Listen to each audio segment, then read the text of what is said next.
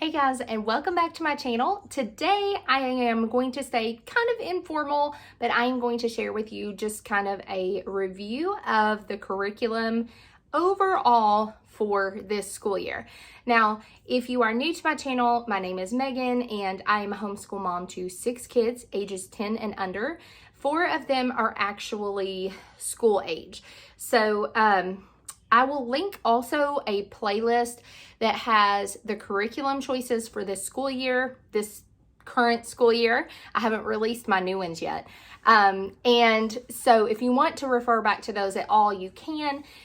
I am not going to go over everything that was in those videos because actually some of the stuff that I shared as choices in that video, we actually ended up not using at all, or we changed. So let's get started with just kind of an overall review of the curriculum that we are using for this school year.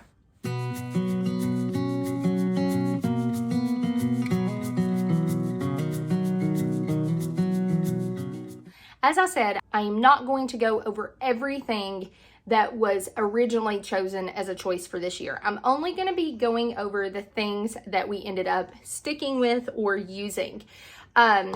Because actually, like some of the things, one of the things that I chose to do was first language lessons with a couple of my kids. And we ended up actually venturing away from that because it was just an extra. Like it wasn't something that was necessary based on the other curriculum we were using. So those were just a few things that, those were kind of those buys that I wasn't sure if we would use it or not. And we did use it some.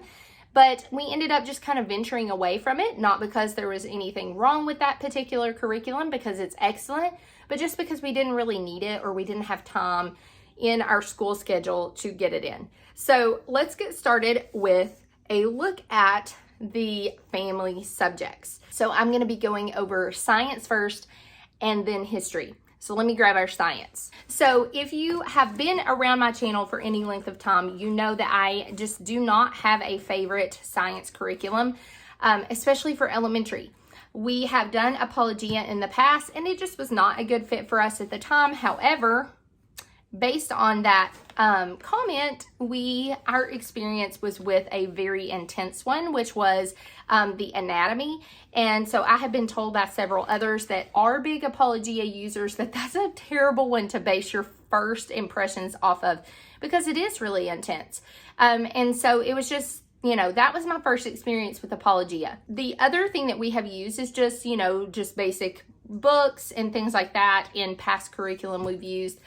And then also, we have used the unit studies from The Good and the Beautiful. Now, we did enjoy, sorry, I'm really informal today. We did enjoy the unit studies from The Good and the Beautiful. However, I wanted something in between. I don't want to study the same type of science for the whole entire year, but I also don't want just a unit focus. And so that is why I was drawn to the Answers in Genesis Science. Now, Master Books actually has teamed up with Answers in Genesis to offer these different sciences. So this has the 3 Answers in Genesis units in it. Normally, you would buy these separately, but Master Books has combined them into the Life series. So this is the God's Design for Life. This is what I chose. They do have a younger kid version of this. However, I mainly needed it for my 3rd through 5th grader because honestly, you guys, with younger elementary age, you can cover what needs to be covered in science through a lot of just fun read alouds and Usborne books and things like that. So I don't really focus a lot on like a sit down science curriculum with those younger elementary years. But I did have them tag along with us in this. And of course, we're not done. We are in the human anatomy portion of this. And so we have really, really enjoyed this. I have really liked the user friendliness of it. There, of course, is a teacher's guide that has like the student pages and stuff in it that you can make copies of. And activities. So with that said, we did not use everything in this because stretching it to use with a kindergartner and first grader, I didn't necessarily find it so helpful to have very traditional worksheets with them. But with my older kids, but with my third grader and my fifth grader, it worked really well for that.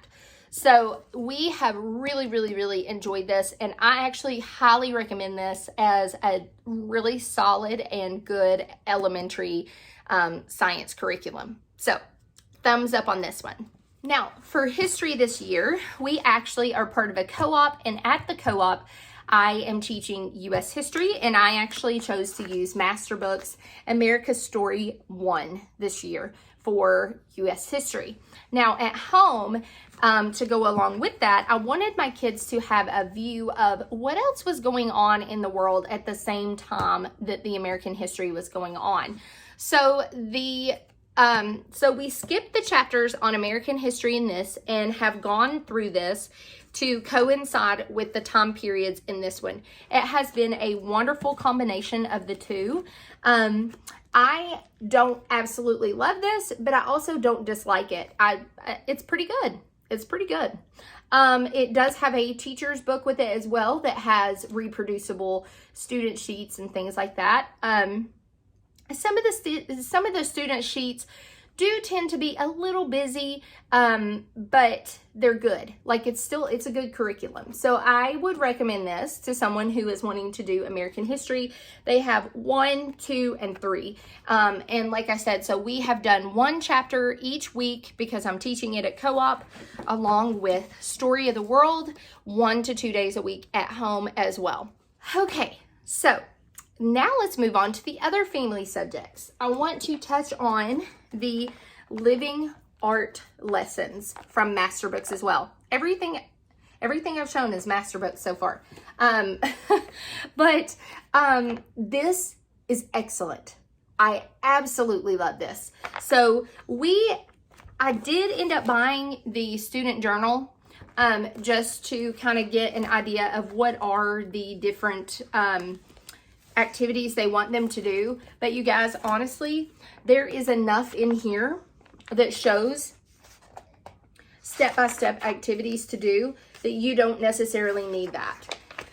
We really enjoyed this curriculum. I'm trying to see, it gives the steps for how to do this.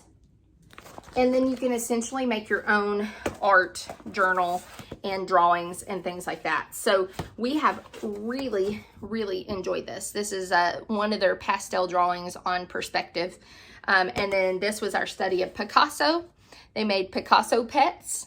And so especially if art is not your strong suit, I happen to really love art, but I really wanted to focus on my kids learning the actual elements of art, and this is just really well done. It's a great grab and go kind of thing, and it's just, like I said, it's really well done. So I really recommend this. We actually only do art like every other week, like actual sit down, let's do art.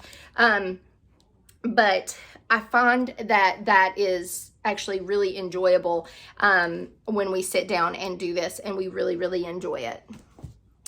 The other family subject that we do is Squilt, and specifically Squilt Live. You can, of course, buy the actual units from Squilt if Squilt Live is not in your budget or just not something you want to use.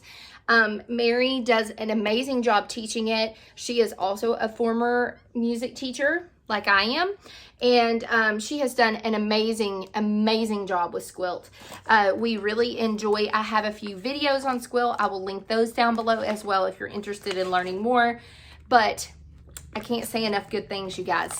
If you want to do music with your kids, but you don't know where to start or how to teach it, check this out. Okay. Next subject is math. Okay, so my oldest son is doing, he has done Saxon 5-4 this year for math, and I really like Saxon, especially for like upper elementary, middle school, that age range. I think it's really good for them to have the practice of that independent learning using a textbook, because honestly, you guys, math is math. And in the younger grades, it's fun, I think, to do more of a Charlotte Mason approach, but there comes a point where that switchover needs to happen this is my philosophy, where that switchover needs to happen, that math is concrete. And so I really, really like Saxon. It is solid. You can't go wrong with Saxon.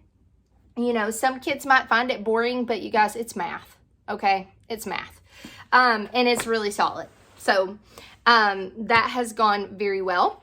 And my son enjoys it. The other thing that he uses is actually teaching textbooks. On Friday, he does 2 lessons every Friday from teaching textbooks, and the other days he does Saxon. I like to have that variation in instruction and things like that. I think it's really good to have that, and so that has been working well for him as well. Okay, so for my first grader and my kindergartner, they are actually on the same level of math. So my intention was to use Horizons. I bought Horizons for them.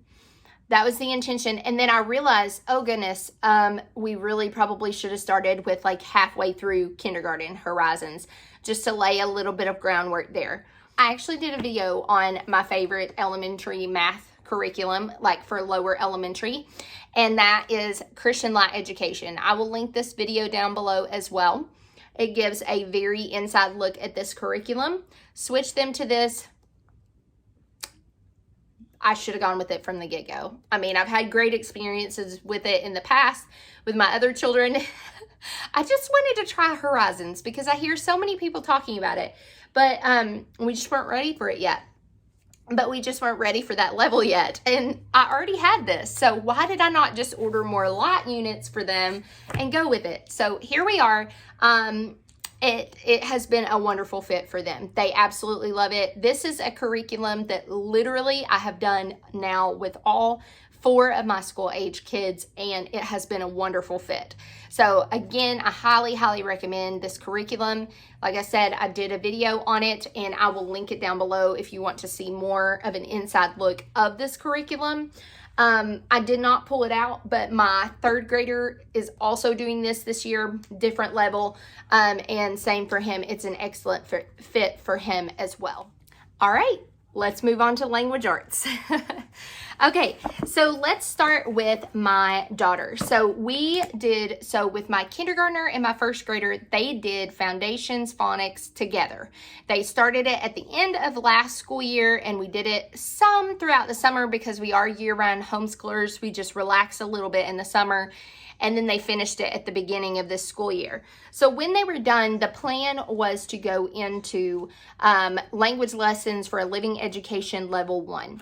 But my daughter is a very easy reader, and she needs a challenge. And so I actually switched her to The Good and the Beautiful. This is level K. However, if you are familiar with The Good and the Beautiful, level K is more equivalent to most level 1s in other curriculum. So I started her here. And she is almost done with this. She has done extremely well. She is an excellent reader. And so I definitely have to say I have been very impressed with this. It's very thorough. It does move a bit quick, but if you have a child who is an easy reader, quote unquote, this is an excellent curriculum.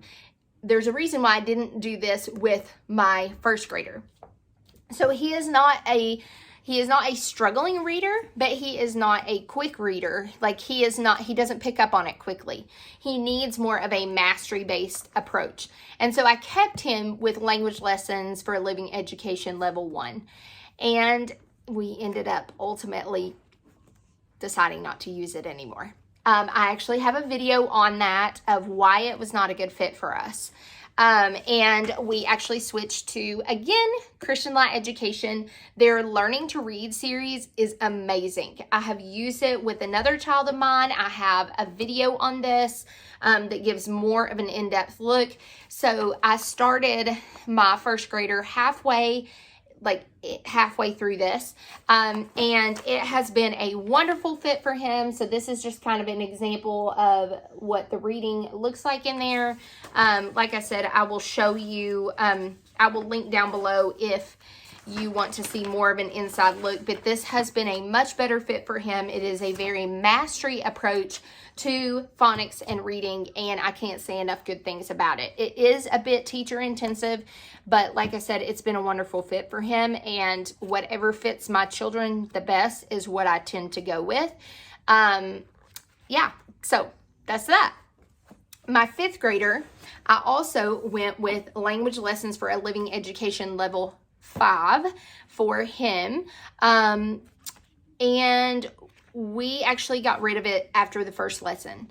It was just not a good fit for him. He is another child of mine that is a very quick reader, and he is very proficient in things grammar related. So he's just really good at it. He picks up on it easy. The only thing that he struggles with is spelling. All that to say, we switched him to The Good and the Beautiful, and I put him in level 4 because, again, this is more the equivalent of like what you would find in grade 5 in other curriculum. And I wanted to make sure there were no holes. Everything comes pretty easy to him. In this, it's been a really good fit for him. And again, I can't say enough good things about this, the thoroughness and everything of this curriculum. However, I know for a fact that 2 of my children, this would not be a good fit for them at all. And again, I'll say it again, you have to find what is a good fit for each of your children. And so this has been wonderful for him, and I highly recommend it. Also, I want to say I started using it right as soon as they released the new edition. And I was like, seriously? But so that is why this looks a little bit different than what it does on the website now. Okay, so for my 3rd grader, is a struggling reader. He has dyslexia. It has been just a very long process for him, and to try to get him reading fluently. We actually went the route of using Pride Reading Program. It is an Orton Gillingham method that is very, very good for dyslexic children or children who have auditory processing or even apraxia of speech. It is multisensory, and it has just been a great fit for him this year. It does focus on mainly getting him to read. It will go over some grammar concepts at different points in the curriculum. However, I wanted to make sure that we were learning and maintaining, sentence structure and, nouns and verbs and adjectives, those kinds of things. I wanted to make sure that was in place. And so I actually used level 2 of Language Lessons for a Living Education for that purpose to go along with it, along with Explode the Code.